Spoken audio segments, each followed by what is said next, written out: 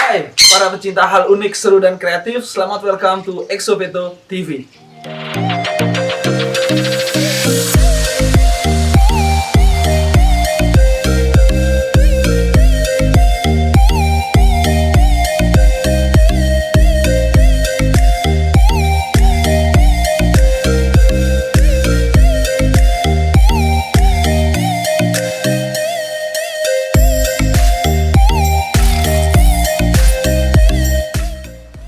Nah, teman-teman, di video kali ini kita kedatangan seorang bintang tamu, bukan seorang sih. Oke, dia adalah boneka. Yap, dia adalah boneka hidup yang dimana boneka ini banyak digemari oleh para pecinta hewan di seluruh dunia. Mau tahu keseruan, keunikan, dan kelucuannya? Jangan lupa komen, like, dan subscribe, dan nyalakan notifikasi lonceng kalian supaya kalian tahu video-video terupdate dari kita. Enjoy! Pengen naik. Udah datang deh. Oke, teman-teman. Jadi bintang tamu yang mau kita tunjukin tadi untuk boneka itu adalah ini dia. Otter. Halo teman-teman. Oke, teman-teman. Jadi kita akan bahas hari ini untuk masalah otter secara garis besarnya seperti apa ya. Jadi gini. Otter ini biasa dikenal oleh sebagian orang di Pulau Indonesia dengan berbagai nama. Di antaranya ada sero, wergul. Nah, selain itu dia juga dikenal dengan kata lain yaitu adalah berang-berang. Jadi, berang-berang yang saya pegang ini adalah jenis berang-berang cakar kecil atau nama ilmiahnya Onyx cinereus. Berang-berang ini biasa hidup di rawa-rawa, hutan bakau, atau sungai-sungai kecil. Tapi tidak jarang juga ditemukan di perumahan warga. Teman-teman, yang kita ketahui bahwa makhluk hidup itu hidup di dua waktu. Yang kita ketahui lebih banyak ya, yaitu salah satunya adalah diurnal, yang makhluk hidup di siang hari, dan nokturnal, dia yang hidup di malam hari. Nah, kalau otter ini adalah jenis yang spesial. Kenapa kita bisa bilang spesial? Karena otter ini dia hidup di 3 waktu. Apa saja? Jadi dia hidup di sore hari, teman-teman. Mereka mulai aktif di jam 6 sampai jam 8 malam. Lalu dia istirahat. Dia aktif lagi di tengah malam, itu dari jam 11 sampai jam 1 malam. Lalu dia istirahat lagi. Dan dia aktif lagi di subuh atau di pagi hari. Biasanya aktif di jam 5 sampai jam 6 pagi, teman-teman. Itu disebut crepuscular. Jadi otter ini termasuk hewan berbeda dengan hewan eksotik yang lain. Begitu. Otter yang kita tahu di dunia itu ada banyak jenis. Di Indonesia beberapa diantaranya adalah cakar kecil seperti yang saya pegang ini, Onyx cinereus. Lalu ada jenis lutra, lalu ada jenis lutra sumatrana. Yang di luar negeri juga ada jenis berang-berang dari sungai Amazon. Yang teman-teman pasti sering lihat videonya atau foto-fotonya yang dia bisa makan buaya.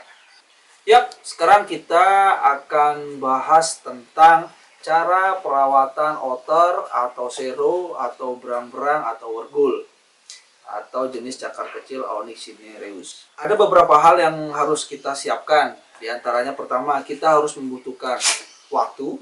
Lalu kedua, kita harus mempunyai emosional yang bagus. Lalu selanjutnya adalah persetujuan sekitar. Dan yang keempat adalah usia. Kita bahas satu-satu ya, geng ya. Jadi yang pertama, kita akan bahas masalah usia dulu deh.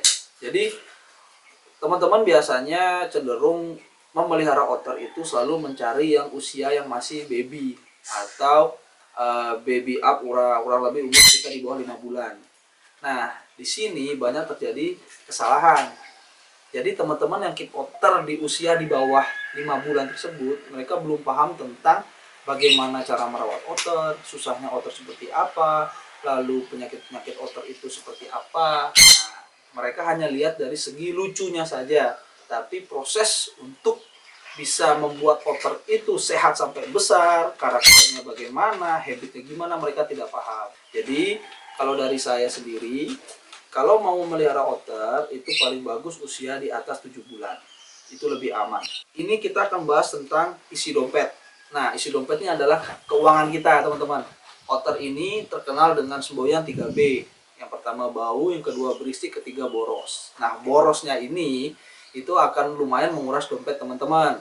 Karena apa? Otter saya, si Kivo, mungkin teman-teman udah lihat di video pertama, di part yang pertama, Kivo itu kurang lebih usianya sudah di atas 2 tahun. Dan dia sekali makan satu hari bisa makan setengah kilo sayap ayam. Kalau kepala ayam dia kurang lebih bisa makan 1 kilo satu hari. Seperti itu. Nah, itu teman-teman bisa akumulasikan aja berapa total yang harus teman-teman keluarkan. Dan mereka juga bisa makan ikan seperti itu. Nah, ikan kan lumayan harganya. Nah, yang seperti saya jelaskan di poin kedua itu ada bau dan berisik.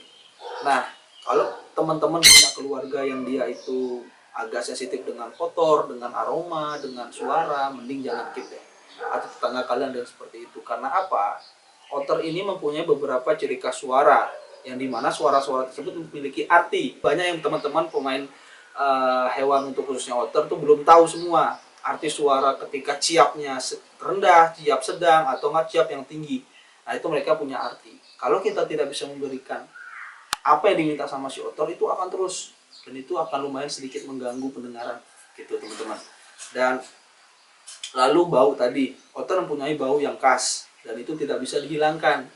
Nah, jadi bau itu hanya bisa diminimalisir saja. Caranya seperti apa? Ya dari makanan, supaya makanannya yang bersih. Lalu kandang rutin dibersihkan.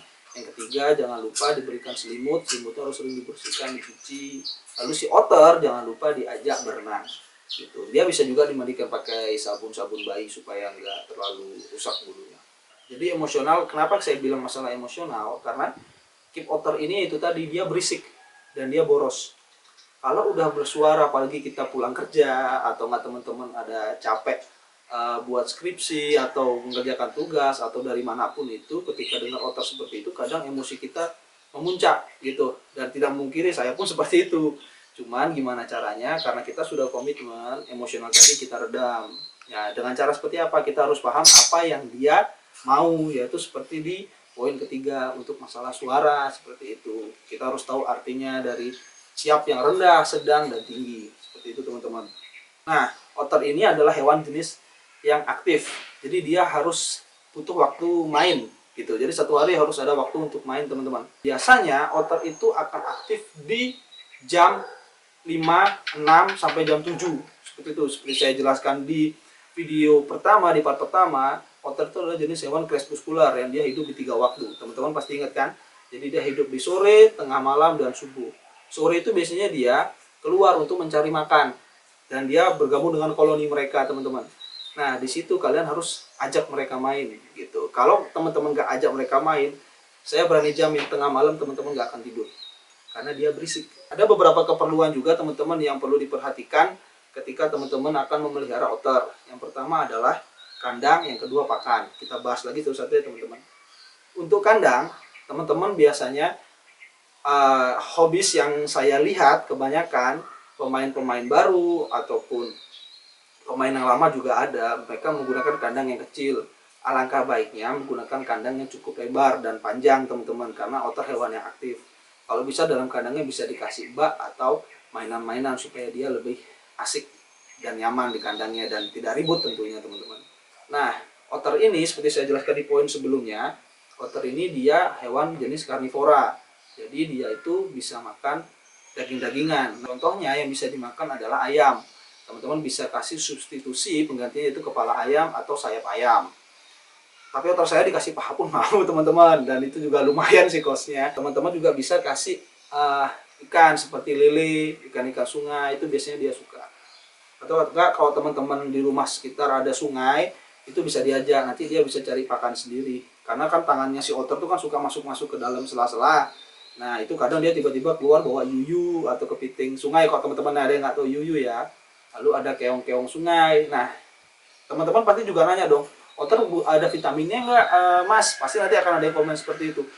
Otter vitaminnya ada pada ikan, yaitu ada pada lele. Kalau teman-teman kasih lele, biasanya sering lele, memang pupnya agak sedikit lebih bau, tapi bulunya akan bagus. Teman-teman bisa juga kasih yuyu atau kepiting sungai, itu juga buat bulunya si otter jadi lebih bagus. Jadi kalau teman-teman misalkan ada masukan atau ada pertanyaan, teman-teman bisa komen di bawah ya. Nanti teman-teman bisa komen di sana, nanti insya Allah bisa kita jawab semua apa yang dipertanyakan teman-teman. Untuk nanti detail-detailnya lebih lanjut, teman-teman bisa ke Instagram kita nanti kita jabarkan di bawah ya teman-teman. Nanti akan ada part selanjutnya, yaitu kita akan bahas tentang masalah-masalah yang ada pada otter. Oke, terima kasih yang sudah menonton video dari channel Exobeto TV. Jangan lupa komen, like, subscribe, dan nyalakan notifikasi lonceng kalian supaya kalian tahu update-update hal seru dari channel Exobeto TV. Enjoy!